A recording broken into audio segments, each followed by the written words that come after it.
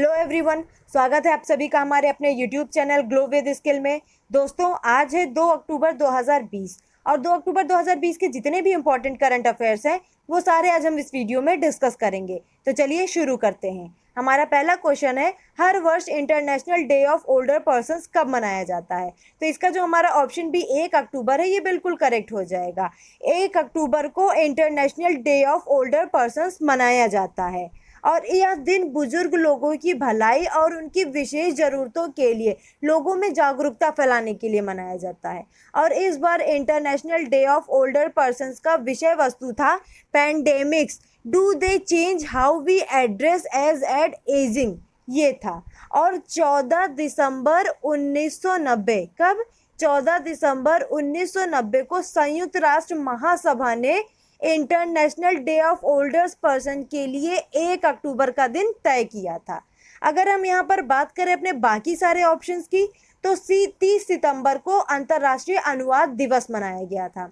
26 सितंबर को CSIR स्थापना दिवस और गर्भ निरोधक दिवस मनाया गया था और 27 सितंबर को विश्व पर्यटन दिवस मनाया गया था और इसका विषय वस्तु था पर्यटन और ग्रामीण विकास। अब बढ़ेंगे हम क्वेश्चन नंबर 2 की तरफ। हमारा क्वेश्चन नंबर 2 है, एलेंटस टेक्नोलॉजीज के नए मुख्य कार्यकारी अधिकारी के रूप में किसे नियुक्त करने की घोषणा हुई है? तो इसका जो हमारा ऑप्शन सी अरुण सिंह है, ये बिल्कुल करेक्ट हो जाएगा। एलेंटस टेक्नोलॉजीज ने 1 अक्टूबर 2020 को प्रभावी मुख्य कार्यकारी अधिकारी के रूप में अरुण सिंह की नियुक्ति करने की घोषणा की है और वे कंपनी के बोर्ड में भी शामिल होंगे। अब बढ़ेंगे हम क्वेश्चन नंबर 3 की तरफ। हमारा क्वेश्चन नंबर 3 है, इसरो 2025 में अपना वीनस मिशन शुरू करने वाला है और कौन सा देश इसमें भाग लेगा? तो इसका जो हमारा ऑप्शन भी फ्रांस है, ये बिल्कुल करेक्ट हो जाएगा। इसरो 2025 में अपना वीनस मिशन शुरू करने वाला है और फ्रांस इसमें भाग लेगा। अब बात है यहाँ पर इसरो की, तो इसरो के बारे में जान लेते हैं। इसरो का फुल फॉर्म होता है इंडियन स्पेस रिसर्च ऑर्गेनाइजेशन। क्या होता है? Indian space research organisation. और इसकी स्थापना हुई 15 अगस्त 1969 में। कब हुई? 15 अगस्त 1969 में। और इसके संस्थापक थे डॉक्टर विक्रम ए साराभाई और इसके अभी के अध्यक्ष हैं AS किरण कुमार। कौन है? AS किरण कुमार। अब बढ़ेंगे हम क्वेश्चन नंबर 4 की तरफ। हमारा क्वेश्चन नंबर 4 है, दक्षिण पूर्व रेलवे ने अपनी संपूर्ण यात्रा के दौरान ट्रेनों में महिला यात्रियों की सुरक्षा को बढ़ावा देने के लिए कौन सी नई परियोजना शुरू की है? तो इसका जो हमारा ऑप्शन डी माई सहेली है, ये बिल्कुल करेक्ट हो जाएगा।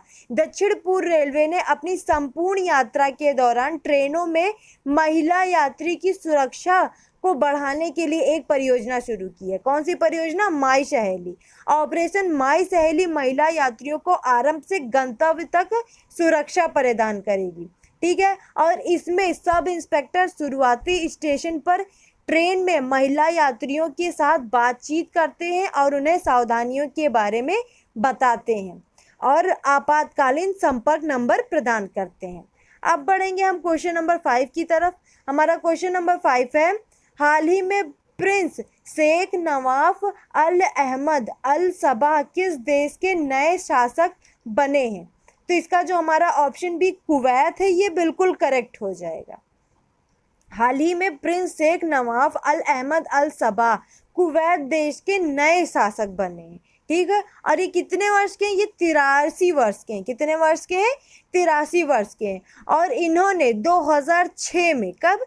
2006 से क्राउन प्रिंस के रूप में कार्य किया था। 2006 से क्राउन प्रिंस के रूप में कार्य किया था। अब बात है यहाँ पर कुवैत की, तो कुवैत के बारे में जान लेते हैं। कुवैत के PM है नसीन मोहम्मद अल अहमद आल सबा। ठीक है। और कुवैत की राजधानी है कुवैत सिटी। कुवैत की मुद्रा है कुवैती दिनार और कुवैत का राष्ट्रीय खेल है फुटबॉल। क्या है? फुटबॉल। अब बढ़ेंगे हम क्वेश्चन नंबर 6 की तरफ। हमारा क्वेश्चन नंबर 6 है, हाल ही में चंदा मामा शंकर का निधन हो गया, उनका वास्तविक नाम क्या था? तो इसका जो हमारा ऑप्शन सी कार्थोलुवु चंद्रशेखर शिवशंकरन है, ये बिल्कुल करेक्ट हो जाएगा। ये एक भारतीय कलाकार थे और सितंबर 2020 में इनका निधन हो गया है। और शिव शंकरन को भारतीय पत्रिका चंदा मामा में उनके अमूल्य योगदान के लिए चंदा मामा शंकर के नाम से जाना जाता था। अब बढ़ेंगे हम क्वेश्चन नंबर 7 की तरफ। हमारा क्वेश्चन नंबर 7 है, बर्लिन पेशेंट कहे जाने वाले HIV से ठीक होने वाले पहले व्यक्ति की कैंसर से मृत्यु हो गई, उनका नाम क्या था? तो इसका जो हमारा ऑप्शन डी टिमोथी रे ब्राउन है, ये बिल्कुल करेक्ट हो जाएगा। अभी हाल ही में इंटरनेशनल एड्स सोसाइटी ने घोषणा की है कि बर्लिन पेशेंट कहे जाने वाले HIV से ठीक होने वाले पहले व्यक्ति टिमोथी रे ब्राउन की कैंसर से मृत्यु हो गई है। ठीक है, ये कई महीने से ल्यूकेमिया की पुनरावृत्ति से पीड़ित थे। अब बढ़ेंगे हम क्वेश्चन नंबर 8 की तरफ। हमारा क्वेश्चन नंबर 8 है, किस शहर ने 2020 में अपनी अभिनव बुद्धिमान नेटवर्क युक्त और स्पष्ट रूप से टिकाऊ आवास नीति के लिए यूनेस्को पुरस्कार प्राप्त किया है? तो इसका जो हमारा ऑप्शन भी वियना है, ये बिल्कुल करेक्ट हो जाएगा। कौन सा ऑप्शन करेक्ट हो जाएगा हमारा? वियना। वियना शहर ने अपनी अभिनव बुद्धिमान नेटवर्क युक्त और स्पष्ट रूप से टिकाऊ आवास नीति के लिए यूनेस्को पुरस्कार प्राप्त किया है। अब बात है यहाँ पर यूनेस्को की, तो यूनेस्को के बारे में जान लेते हैं। यूनेस्को का फुल फॉर्म होता है United Nations educational scientific and cultural organisation.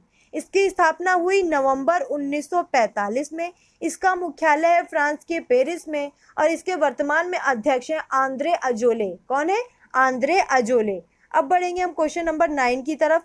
हमारा क्वेश्चन नंबर 9 है, हाल ही में चाय सुंदरी योजना कौन से राज्य में शुरू हुई? तो इसका जो हमारा ऑप्शन डी पश्चिम बंगाल है, ये बिल्कुल करेक्ट हो जाएगा। पश्चिम बंगाल राज्य में चाय सुंदरी योजना शुरू हुई है और इस योजना में चाय सुंदरी योजना में इस योजना के तहत जलपाईगुड़ी और अलीपुरद्वार जिलों में 7 ग्रस्त चाय बागानों में कम से कम 3694 श्रमिकों के लिए ईंट के घर बनाए जाएंगे और ये परियोजना 3 वर्षों में पूरी होगी। अब बात है यहाँ पर पश्चिम बंगाल की, तो पश्चिम बंगाल के बारे में जान लेते हैं। पश्चिम बंगाल की सीएम है ममता बनर्जी, इसके गवर्नर है जगदीप धनखड़ और पश्चिम बंगाल की कैपिटल है कोलकाता। इसकी स्थापना हुई 1 नवंबर 1956 में। इसका राजकीय पुष्प है शेफाली, राजकीय पक्षी है व्हाइट नेक किंगफिशर, इसका पशु है फिशिंग कैट, इसका राजकीय वृक्ष है चेटियन। क्या है? राजकीय वृक्ष चेटियन। अब बढ़ेंगे हम क्वेश्चन नंबर 10 की तरफ। हमारा क्वेश्चन नंबर 10 है, आरबीआई ने किस बैंक के बोर्ड में अपने महाप्रबंधक डीके कश्यप को नियुक्त किया है? तो इसका जो हमारा ऑप्शन सी धनलक्ष्मी बैंक है, ये बिल्कुल करेक्ट हो जाएगा। आरबीआई ने महाप्रबंधक डीके कश्यप को धनलक्ष्मी बैंक के बोर्ड के रूप में नियुक्त किया है। ठीक है, और इनकी नियुक्ति 28 सितंबर 2020 से, कब से? 28 सितंबर 2020 से 27 सितंबर 2022 तक 2 वर्षों की अवधि के लिए होगा। ठीक है, या फिर अगले आदेश आने तक होगा। अब बात है यहाँ पर आरबीआई की, तो आरबीआई के बारे में जान लेते हैं। आरबीआई की स्थापना हुई 1 अप्रैल 1935 को। कब हुई? 1 अप्रैल 1935 को। और कहाँ पे हुई? कोलकाता में हुई। इसका मुख्यालय है मुंबई में और इसके गवर्नर है शक्तिकांत दास। कौन है? शक्तिकांत दास। अब यहाँ पे हम बात कर लेते हैं धनलक्ष्मी बैंक की, तो धनलक्ष्मी बैंक की स्थापना हुई 14 नवंबर 1927 में। कब? 14 नवंबर 1927 में। और इसका मुख्यालय है केरल के त्रिशूर में और इसके महाप्रबंधक अभी पता है डीके कश्यप, इन्हें अभी हाल ही में बनाया गया है। अब बढ़ेंगे हम क्वेश्चन नंबर 11 की तरफ। हमारा क्वेश्चन नंबर 11 है, अक्टूबर 2020 में नागरिक उड्डयन मंत्रालय ने किन देशों को उन देशों की सूची में शामिल किया है जहां के लिए भारतीय उड़ान भर सकते हैं?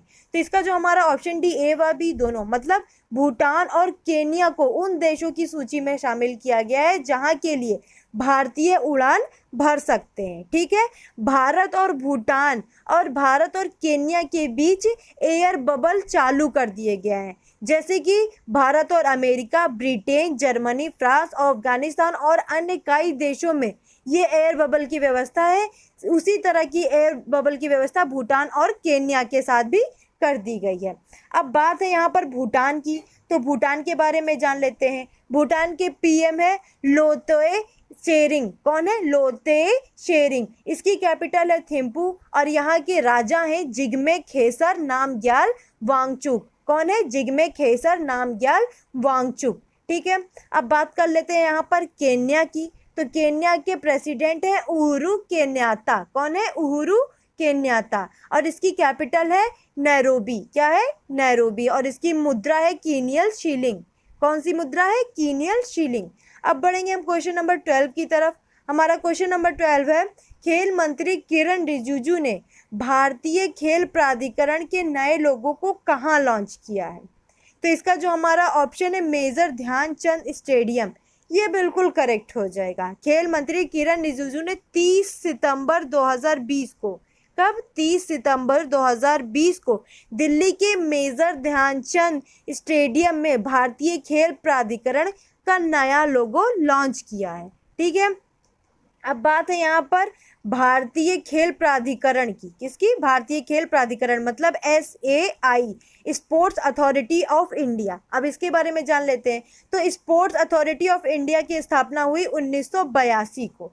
कब हुई? 1982 को। इसके महानिदेशक है नीलम कपूर। कौन है? नीलम कपूर और इसका मुख्यालय है नई दिल्ली में। अब बढ़ेंगे हम क्वेश्चन नंबर 13 की तरफ। हमारा क्वेश्चन नंबर 13 है, महाराष्ट्र में किस शहर के नगर निगम ने शहर को कोरोना वायरस के प्रसार को रोकने के लिए मोबाइल कोविड परीक्षण केंद्र शुरू किए हैं? तो इसका जो हमारा ऑप्शन बी नागपुर है, ये बिल्कुल करेक्ट हो जाएगा। महाराष्ट्र में नागपुर नगर निगम ने शहर में कोरोना वायरस के प्रसार को रोकने के लिए मोबाइल कोविड परीक्षण केंद्र शुरू किए हैं। ठीक है, इसमें नागरिक बस परिवहन सुविधा में 12 बसों के बेड़े को स्वाब संग्रह केंद्रों में परिवर्तित कर दिया गया है, जहां एक डॉक्टर, एक नर्सिंग और सैनिटरी कर्मचारी तैनात किए जाएंगे और आक्रामक परीक्षण के लिए वाहन शहर के प्रत्येक क्षेत्र का दौरा करेगा। अब बढ़ेंगे हम क्वेश्चन नंबर 14 की तरफ। हमारा क्वेश्चन नंबर 14 है, किस राज्य की सरकार ने राज्य में केंद्रीय कृषि कानूनों के कार्यान्वयन के बारे में कैबिनेट उप समिति स्थापित करने का निर्णय लिया है? तो इसका जो हमारा ऑप्शन भी महाराष्ट्र है, ये बिल्कुल करेक्ट हो जाएगा। महाराष्ट्र सरकार ने राज्य में केंद्रीय कृषि कानूनों के कार्यान्वयन के बारे में कैबिनेट उप समिति की स्थापना करने का निर्णय लिया है। ठीक है, और यह निर्णय मुंबई में राज्य मंत्रिमंडल की बैठक में लिया गया है। इसमें राज्य में विभिन्न किसान संगठनों के साथ विचार विमर्श करने का भी निर्णय लिया गया है और चर्चा के परिणाम के आधार पर सुधारों के मसौदों को मंत्रिमंडल की उप समिति के सामने रखा जाएगा। अब बात है यहाँ पर महाराष्ट्र की, तो महाराष्ट्र के बारे में जान लेते हैं। महाराष्ट्र में जिलों की संख्या है 36, लोकसभा सीटें हैं 48 और राज्यसभा सीटें हैं 19। महाराष्ट्र के सीएम है उद्धव ठाकरे, इसके गवर्नर है भगत सिंह कोश्यारी। महाराष्ट्र का राजकीय पशु है भारतीय विशाल गिलहरी और राजकीय पक्षी है पीले पैर वाले हरे कबूतर और इसका राजकीय वृक्ष है आम और राजकीय फूल है जरूल। क्या है? जरूल। अब बढ़ेंगे हम क्वेश्चन नंबर 15 की तरफ। हमारा क्वेश्चन नंबर 15 है, किस बैंक ने पूरी तरह से पेपरलेस कामकाजी माहौल को सक्षम करने वाले IBE नोट नामक एक और हरित पहल शुरू की है? तो इसका जो हमारा ऑप्शन भी भारतीय बैंक, इंडियन बैंक है, ये बिल्कुल करेक्ट हो जाएगा। इंडियन बैंक ने पूरी तरह से पेपरलेस कामकाजी माहौल को सक्षम करने वाले IBE नोट नामक एक और हरित पहल की शुरुआत की है। IBE नोट ये क्या है? तो ये एक उपकरण है जो डिजिटल रूप से विभिन्न कार्यालयों द्वारा लगाए गए नोटों के प्रसंस्करण और ट्रैकिंग को सक्षम बनाता है और इस हरित पहल से टर्न अराउंड समय में काफ़ी सुधार होने की भी उम्मीद है और इसके अलावा कागज़, छपाई और अन्य खर्चों की भी बचत होगी। अब बात है यहाँ पर इंडियन बैंक की, भारतीय बैंक की, तो इसके बारे में जान लेते हैं। इसकी स्थापना हुई 15 अगस्त 1907 में। कब हुई? 15 अगस्त 1907 में और इसके फाउंडर हैं अन्नामलाई चेट्टियन, कृष्णा स्वामी अय्यर और रामास्वामी चेट्टियर। कौन है? रामास्वामी चेट्टियर। तो ये था क्वेश्चन नंबर 15 और इस वीडियो का लास्ट क्वेश्चन। अगर आपको वीडियो अच्छी लगी हो तो लाइक, शेयर और सब्सक्राइब ज़रूर करें। देखने के लिए धन्यवाद।